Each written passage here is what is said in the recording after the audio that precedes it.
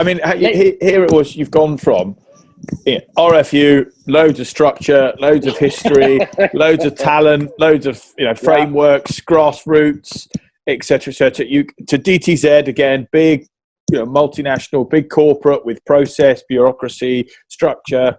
To Kenya, I mean, literally the Wild West. I mean, you didn't even know you were the coach when you stepped off the plane, but apparently you were.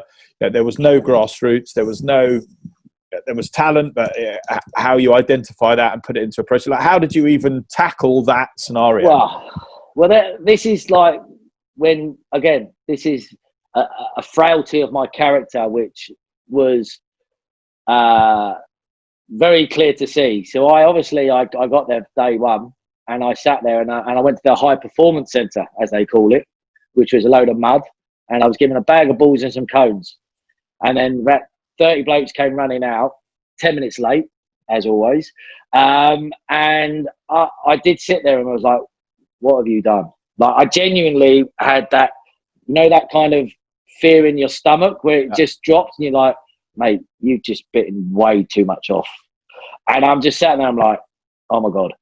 So I got through that session, and this is again how I think is that, right, I'm like, okay, now then I start pulling it apart and then build it back up on simplicity.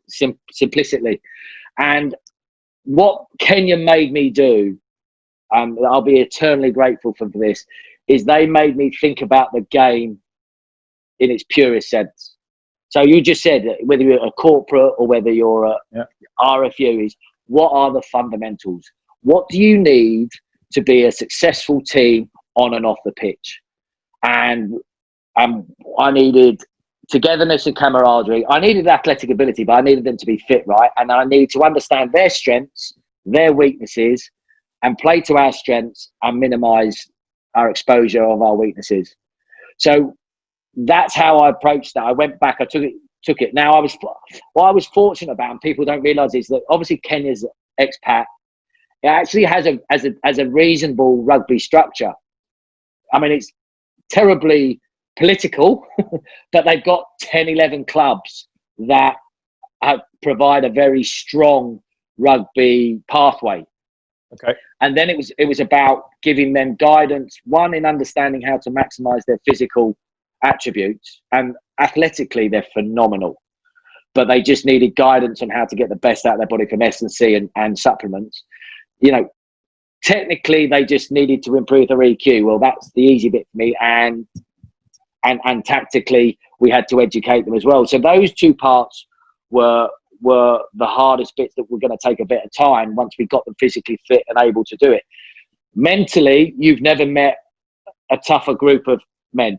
You don't know what hardship is unless you're in a third world country. Mm-hmm. So, and these guys as well, they're what you would call the middle class within the third world country, but nonetheless, there's proper hardship, and they understand the fundamentals of family or teamwork and what's expected and what you need to do. So now it was about corralling them and giving them discipline to do it for one another every time, all the time, which comes back to consistency of communication and consistency of action, because what these boys were used to is being politically maneuvered and pawns in an African structure. So as they would describe me, they get a Toyo that comes in and he gives them consistency in word and consistency in action, and he's prepared to stand there and fight for them for no material benefit to him. That was a really tough concept for them to get their heads around, because they were constantly looking for, what's the cap?